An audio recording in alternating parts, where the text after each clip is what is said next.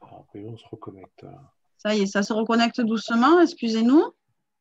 Je crois que Zoom a très envie que nous passions à la version pro. Oui, c'est ça. Ah ouais, c'est ça.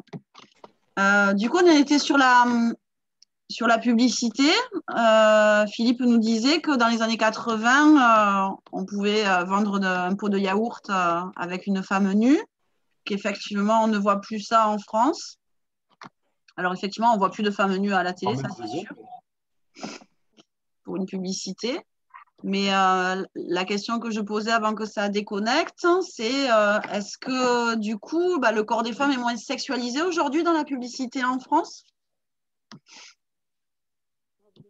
Et qu'en est-il des autres, des autres? Qu'est-ce que vous en pensez?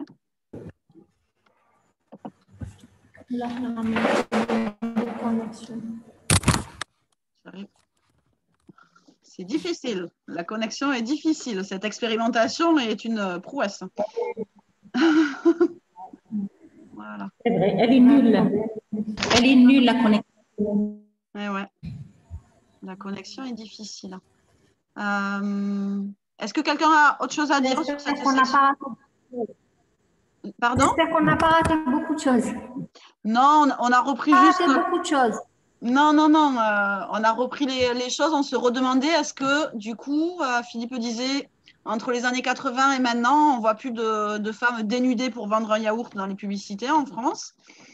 Et je demandais, est-ce que vous êtes d'accord avec ça? Alors, effectivement, je pense qu'on n'en voit plus des nus. Peut-être qu'on voit plus d'hommes aussi sexualisés dans les publicités. Ça, c'est, je ne sais pas si c'est un progrès, mais c'est un fait. Mais est-ce que vous avez d'autres choses à dire sur le sujet, sur la sexualisation des femmes, du corps des femmes, en tout cas dans la société? Ou alors on passe à autre chose.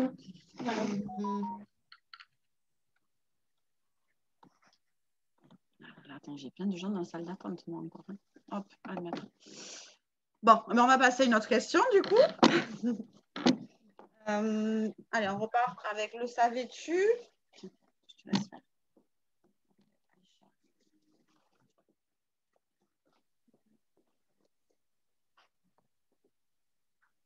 On est sur la catégorie le savais-tu.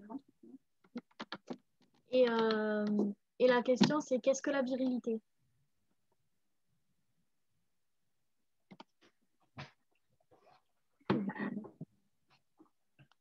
Qu'est-ce que la virilité?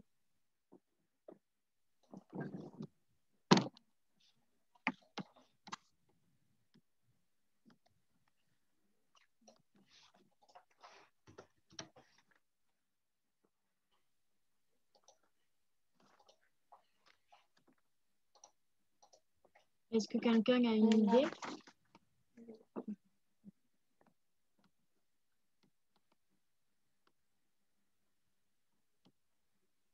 Vous nous entendez bien? Vous avez entendu la question? C'est qu'est-ce que c'est la virilité?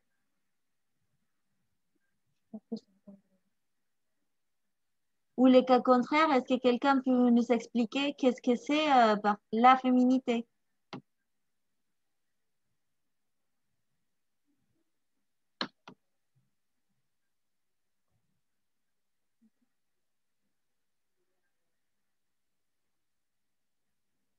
Est-ce que vous nous entendez bien? On vous entend, oui. Oui. La virilité, elle est attribuée. Si on prend une définition purement dictionnaire, c'est vraiment lié à la puissance virile de l'homme. D'accord. Et la féminité, dans ce cas-là? Bonne question. Et la féminité, quelqu'un veut nous expliquer qu'est-ce que ça serait?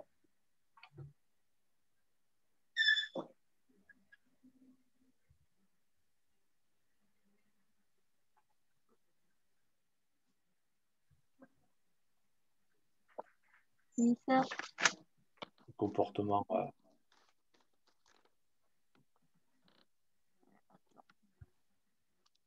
Féminité, c'est les traits féminins, c'est exagérer les traits féminins. Voilà, c'est vrai que c'est compliqué à expliquer quand même. Et qu'est-ce que c'est Mais les ça, traits ça féminins part. alors? Mais c'est ça, je savais que vous alliez me poser la question.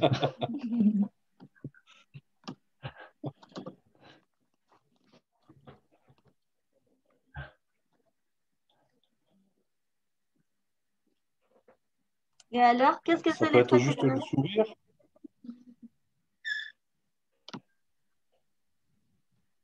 On s'entend? Je dis, ça peut être juste le sourire d'une femme, la manière de se coiffer, la manière de marcher. La silhouette. D'accord. Est-ce que vous voulez qu'on vous dise la définition de la virilité du coup?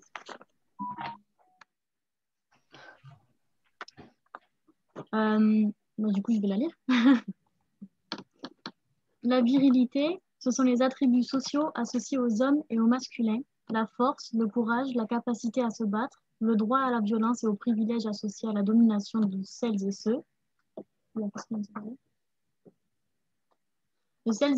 qui ne sont pas et ne peuvent être virils, femmes, enfants.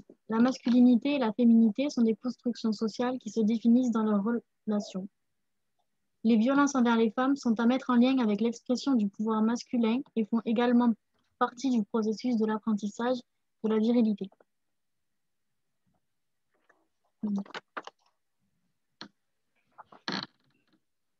Vous êtes d'accord avec cette définition générale que nous avons trouvée sur le fait que la virilité peut être, en tout cas l'apprentissage de cette virilité avec apprend petits garçons et grands garçons à devenir fort, puissant, à te battre, à ne jamais te laisser faire. Est-ce que c'est aussi, dans cette démarche, une manière aussi d'introduire dans l'esprit de ces garçons qui grandissent le fait que du coup ils doivent être des dominants, que ce doit être des dominants, et qu'en étant des dominants, finalement, à des moments donnés, ils vont pas être en capacité de réagir de manière égale et sans puissance, sans force et sans actes de domination dans certaines situations, et notamment auprès de femmes à certains moments. Est-ce que vous êtes d'accord avec ça?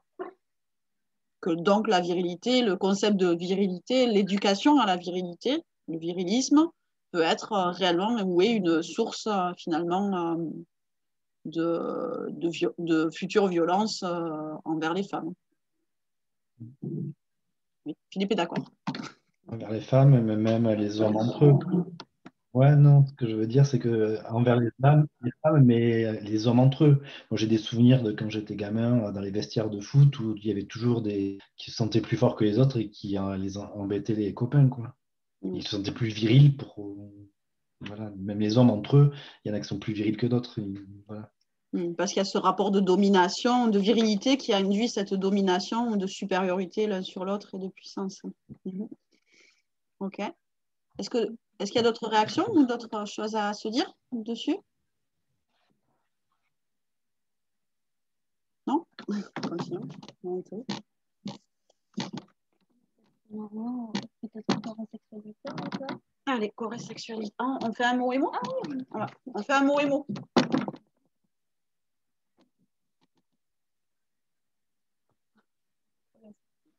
Montre là. On ne voit pas. On ne voit pas. Alors, on est dans mot et mot, hein? D'accord? Et donc, attends. Voilà, ce terme-là, un coureur. Qu'est-ce que ça veut dire en français, un coureur? J'arrive pas à le montrer. Ah oui, c'est là. Un sportif. Ah, un sportif, un coureur de fond. Oui.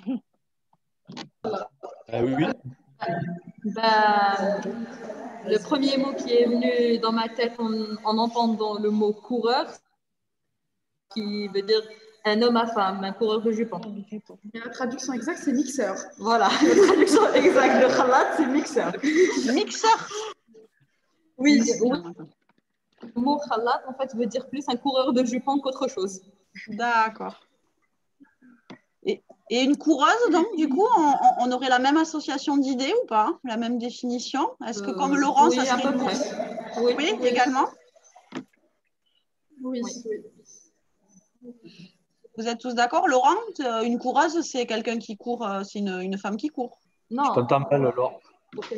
Laurent, une coureuse, c'est quelqu'un qui court, comme un coureur est un homme qui court, qui fait du sport.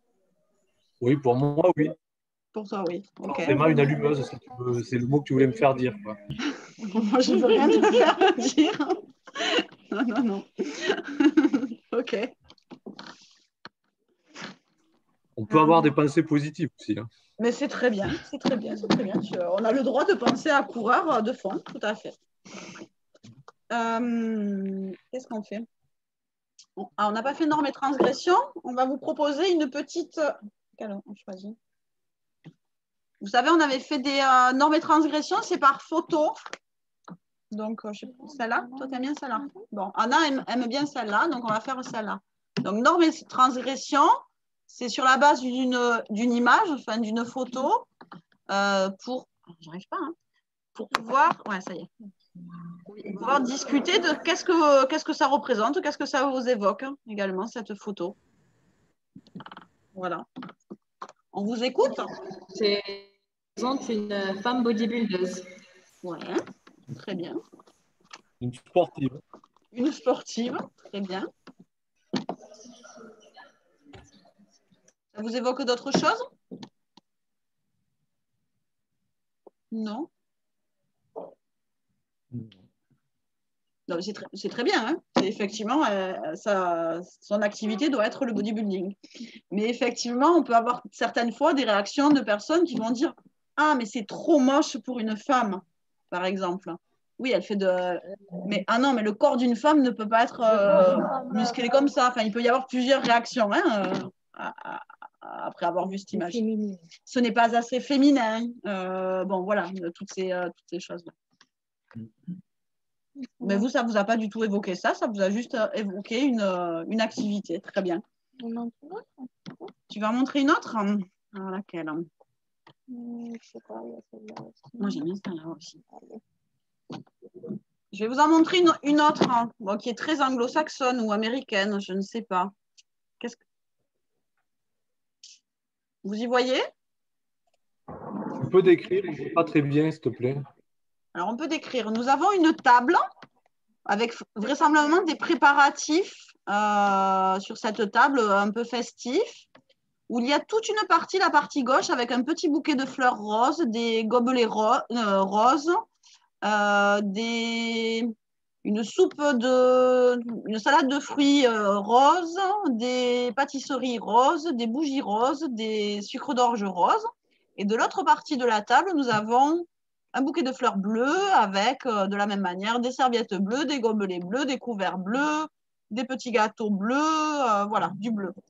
Qu'est-ce que ça vous évoque, ça? Est-ce que vous savez à quoi ça fait référence déjà, comme événement? Alors c'est très anglo-saxon hein, comme événement.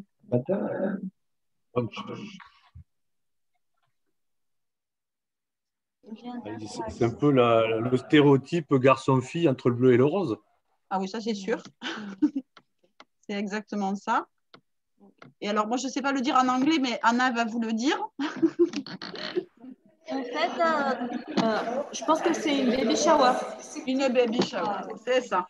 C'est exactement ça. Alors, tu peux expliquer ce que c'est C'est une fête qui est faite par les Anglais, là où on découvre le sexe du bébé à naître. Donc, on met soit des ballons roses, soit définir si c'est un petit garçon ou une petite fille. Vous connaissiez? Ça vous parle comme événement? Vous faites des choses comme ça? Et vous en pensez quoi surtout de cela?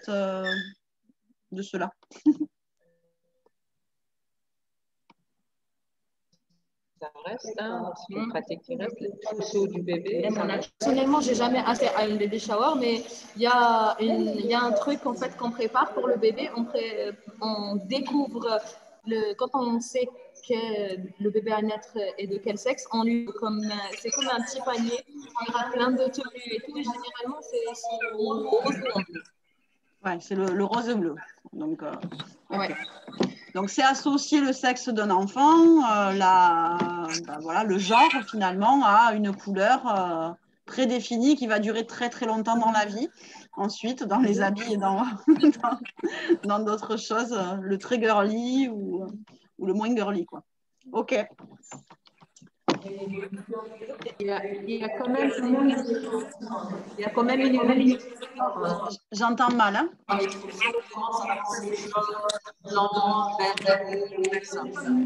Je ne sais pas qui parle, mais j'entends mal.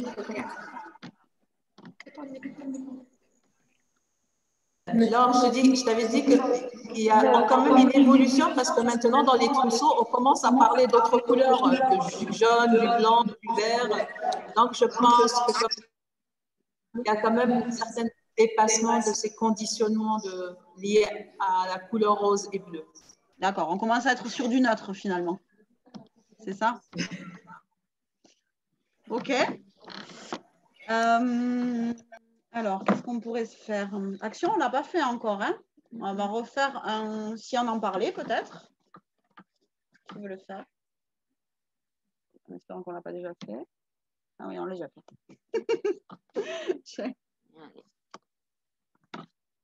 Ça l'a pas fait? Non. Ok.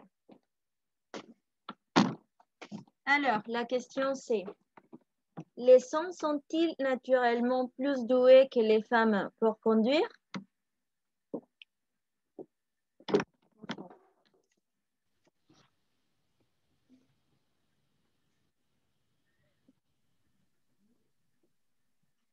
Anan, tu voulais dire quelque chose?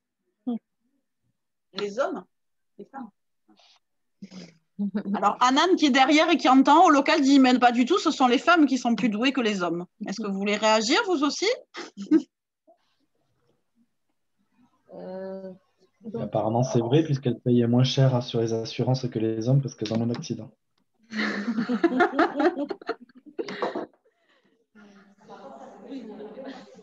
Oui, oui, oui, oui. Alors moi, je dirais que enfin, ça serait ni les femmes ni les hommes, c'est seulement associé à la façon dont on a appris à conduire et puis c'est tout. Ce n'est pas un atout approprié aux femmes ou aux hommes, moi je dirais. Oui, tout à fait. Est-ce que quelqu'un a envie de compléter ce que vient de dire Imen, peut-être? Je ne sais pas si c'est Imen d'ailleurs. Pardon? Est-ce que quelqu'un a envie de compléter? Donc on dit que ce n'est pas un attribut féminin ou masculin, bien sûr. C'est à propos de la personnalité aussi. La personnalité. Donc c'est comment on a appris à conduire. Et après, quand tu veux dire personnalité, ça veut dire quoi? Personnalité, genre qui veut conduire, qui aime conduire, ça dépend que de la personnalité. Si conduire une voiture, elle peut le faire. Il n'y a pas de femmes et hommes dans le. Quand tu veux dire personnalité, ça veut dire qu'il peut y avoir autant d'hommes que de femmes qui aiment la vitesse, que d'hommes et que de femmes qui sont d'un naturel prudent, que d'hommes que de femmes qui aiment prendre le goût du risque ou qui ne respectent pas le code de la route, par exemple. C'est ça que tu veux dire? Oui, c'est ça. Ok. Oui, c'est ça. Très bien. Corps et sexualité, Aïcha? Ouais. Voilà qu'on n'est pas faite. Lali? Lali, tu la vois. Alors, tu la montres, peut-être, Lali?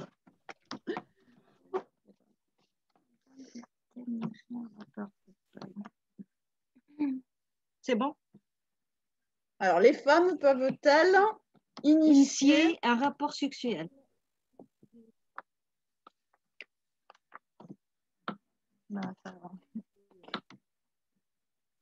Ça avait peur que non. Quelqu'un veut réagir? Répondre? Oui? Allez-y, Namira Feta. On ne vous entend pas. Hein? Ah, est-ce que vous pouvez répéter? Oui. Alors, montrons là. En gros, les femmes peuvent-elles initier un rapport sexuel? Est-ce qu'elles peuvent être à l'initiative d'un rapport sexuel?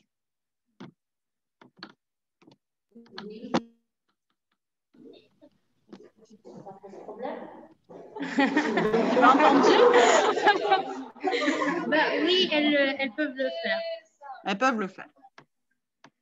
Et pourquoi ça fait, pourquoi Je ça dirais crée elles doivent le faire. Elles doivent le faire, ok.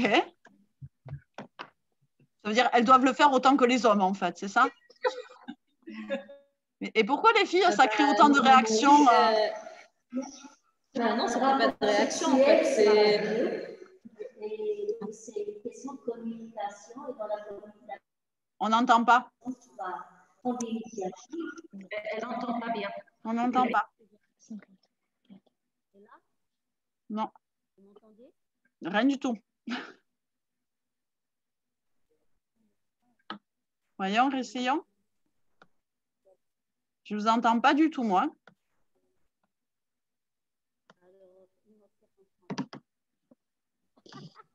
Kéra, le micro est enlevé. Il faudrait que tu remettes le micro. Ouais. Oui. Ah, Et ben là, là, ouais, très bien. On t'entend très bien maintenant.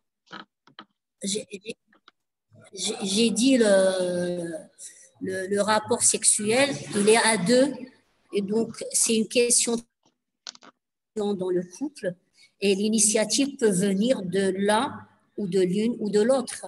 Donc, une femme peut, et il lui a l'initiative dans l'acte sexuel. Y compris que dans le rapport sexuel dominant, généralement, on voit la femme comme étant passive, active, mais ça devrait se déconstruire. Okay. Est-ce qu'il y a d'autres réactions ou d'autres compléments?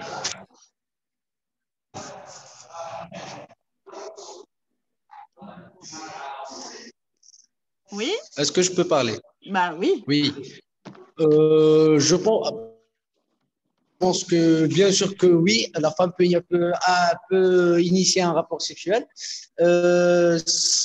Par exemple, comme un homme peut initier la capacité, elle a le droit d'initier un rapport sexuel. Si on va casser quelques tabous et on va parler sur ça, genre les rapports sexuels se font par des envies. Et comme un homme a des envies pour initier, pour faire un rapport sexuel, donc la femme aussi, elle a aussi ses envies. Elle a le droit de réaliser et de faire ses envies. Donc, c'est un truc tout à fait normal et tout à fait. C'est vraiment un truc très normal que la femme initie un rapport sexuel avec un autre homme. C'est ça. Merci. Merci. Est-ce que je peux aller poser la question un peu avec extension à ce qui vient d'être dit? C'est-à-dire, effectivement, vous dites, autant les hommes que les femmes ont des envies, ont des désirs, et qu'effectivement, ils peuvent être à l'initiative de solliciter un rapport sexuel, une relation sexuelle. Est-ce que quand vous en parlez dans le cadre d'un couple? Ou est-ce que quand vous en parlez également dans le cadre de, je ne sais pas moi, d'une rencontre, par exemple, je ne sais pas, dans une rencontre chez des amis ou une rencontre dans un café ou dans un dancing ou dans un parc ou je ne sais rien. Vous comprenez bien ma question? Est-ce que quand vous dites oui, c'est normal, est-ce qu'il s'agit d'une normalité pour un couple? Ou est-ce que c'est également une normalité que les femmes puissent être à l'initiative d'une relation puis d'une relation sexuelle dans tout autre cadre pour l'initier au tout départ?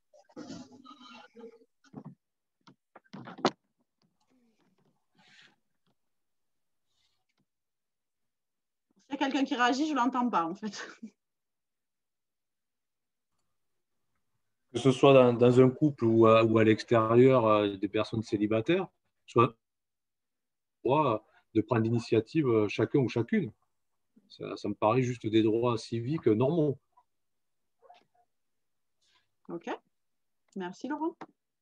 Est-ce que vous êtes d'accord enfin, je ne sais pas, vous êtes d'accord, mais est-ce que quand vous en parliez, vous parliez effectivement dans un cadre très général, finalement, hommes et femmes, qu'ils soient mariés ou célibataires, quel que soit leur âge, ont droit au désir et donc à signifier à l'autre qu'elle a envie de lui, en tout cas d'avoir une relation avec lui. Oui, tout le monde est d'accord du coup? On peut passer à autre chose. Est-ce que je peux parler? Oui, tu peux. Est-ce que Oui, oui, oui.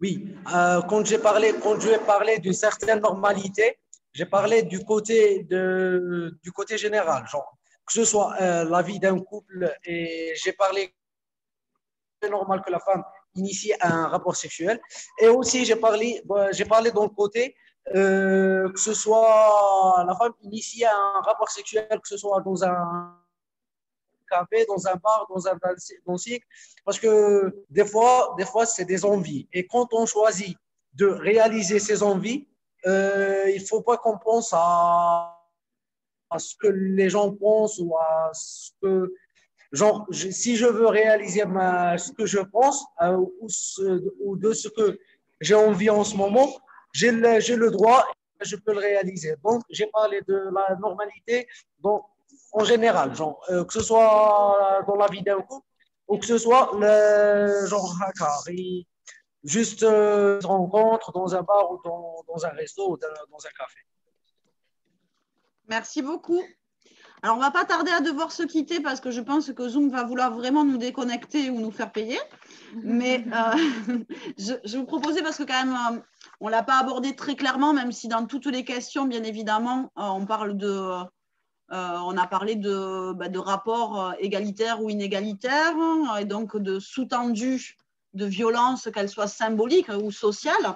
Mais on voulait quand même finir par ça, parce que comme c'est quand même un enregistrement pour le 25 novembre et que c'est aussi l'objet de votre formation, si j'ai bien compris, à Graines de Paix, on voulait finir par cette question qui nous concerne tous, en tout cas les 4 pays qui ont travaillé dessus, alors qui n'est peut-être pas à jour sur les réponses, puisque ça évolue malheureusement tous les jours.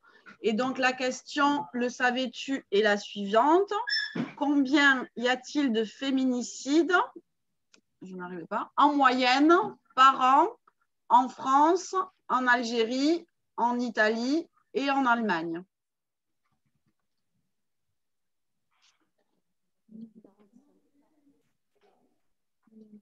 Ah, je mets le peu plus par là. Mais non, parce que là, c'est bon, tout le monde y voit? Officiel. Est-ce que déjà le terme féminicide dans tous les pays est employé? Et en Algérie, en ce qui concerne cette année, on en est à 46 déclarés. Déclarés, hein. J'ai pas entendu combien. 45. 46. Ok. On est à 45 déclarés. Ok. Ce sont pas des jeunes féministes qui en manquent observés officiels dans les statistiques pour les femmes et filles. Et on inclut le chiffre féminicide de manière officielle. Et donc, depuis une année, de chercheuses féministes qui ont mis sur pied donc, un outil d'observation. Et partent de déclaration de la presse, une enquête pour vérifier l'attitude de l'information. Et donc, nous sommes au 45e féminicide du 1er janvier 2020 au novembre 2020. Okay. Je pense que la définition qui est la même. Juste, Fatma, excuse-moi, Fatma. Il faudrait que soit Sarah Feriel vous décrochez fermez votre micro parce qu'on l'entend très mal. Fatma, je ne sais pas si c'est sa connexion ou c'est parce qu'il y a plusieurs micros. Ouais. Ok, Fatma? Si, j'ai enlevé. Ah, super. Oui. D'ailleurs, Laure, on doit rectifier sur le livret de Basta. On a mis 39. On a mis, je vais vous dire combien vous avez mis. Le 15 novembre. Voyons. Ah oui, vous aviez marqué 39, donc vous voulez qu'on marque 45? Allez. Oui, on va 15 rectifier novembre. parce que c'est récent. Ok. Bon, sachant que l'année 2020 n'est pas finie, hein, encore. Oui, oui. Alors, je vais peut-être vous lire, mais c'est vrai que nous, on n'est peut-être pas à jour non plus hein, pour l'année 2020. Et peut-être l'Allemagne, bon, Daniela n'est pas là, elle sera là à 17 h, elle nous permettra peut-être d'en savoir plus aussi pour être au plus juste.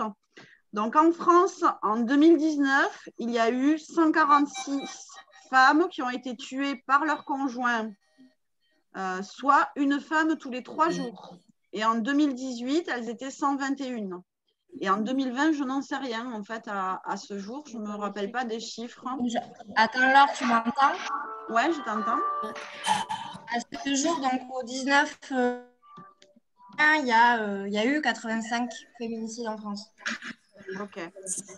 Est-ce qu'on peut redéfinir féminicide pour tout le monde, pour savoir si on est bien d'accord avec ce terme? Est-ce que vous l'employez? Est-ce que dans chacun des pays? Ou est-ce que vous l'employez Oui, il est dans votre utilisé vie? en Algérie, c'est le fait d'assassiner une femme parce que. En fait, moi, je ne t'entends pas.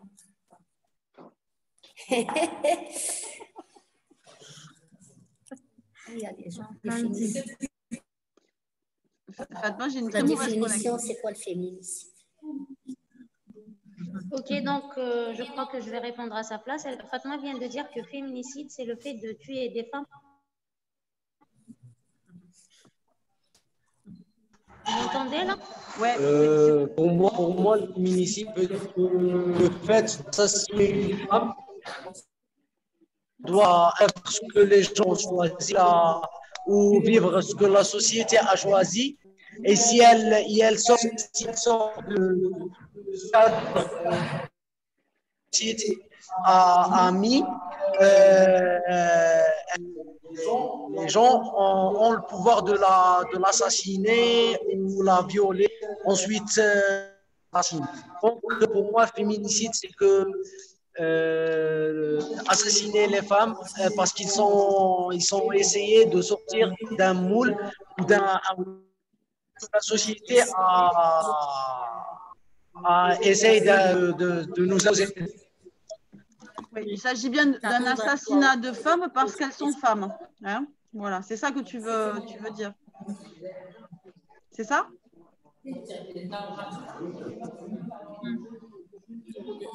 Ton corps aussi transgresse. On s'entend très, très mal parce que je pense qu'il y a beaucoup de gens qui sont sur micro. Est-ce qu'il y a quelqu'un qui veut compléter? Bon, je vous propose de vous donner quand même les chiffres et on va les réactualiser. Ah, pardon, Philippe, vas-y. Philippe? J'allais dire féminicide, c'est le meurtre d'une femme, tout simplement. C'est pas que parce que c'est une femme. Ouais, mais il y a quand même l'aspect. C'est un assassinat d'une femme. C'est l'assassinat d'une femme parce qu'elle est une femme, en fait, parce qu'il y a une intention de nuire parce que c'est une femme. Il y a quand même cette intention vraiment. Si tu veux, on va pas compter dans les féminicides une femme qui passerait dans la rue finalement où il y a, je sais pas moi, où il y a des coups de feu et qu'elle passe par là et qu'elle est assassinée. Tu vois, qu'elle est tuée. Voilà, c'est vraiment une intention. Voilà, c'est intentionnel. C'est au-delà des autres homicides. C'est pas un homicide classique. C'est pas un féminicide. Oui. Voilà. Je vous propose, avant que ça déconnecte, ça va pas tarder, déjà de vous donner les chiffres qu'on avait pour les autres pays, puisqu'il s'agissait également pour l'Allemagne. On avait en 2018, 122 femmes avaient été tuées par leur conjoint. Elles étaient 135 en 2015, 155 en 2016 et 147 en 2017. Donc, effectivement, il nous manque 2019 et 2020 éventuellement, Louise, où nous, on cherchera pour actualiser. Et on avait l'Italie. Je cherche l'Italie. Oui, on est lancé le parler. Il faut protéger, punir. Alors, attends, on était en Italie, le phénomène a fait 142 victimes en 2018, alors qu'en octobre 2019, il y en avait déjà 94. Donc, il y a une forte augmentation de cela aussi en Italie. Voilà. Et puis, on peut continuer à se dire que cette période de confinement est aussi, enfin nous on le voit en France,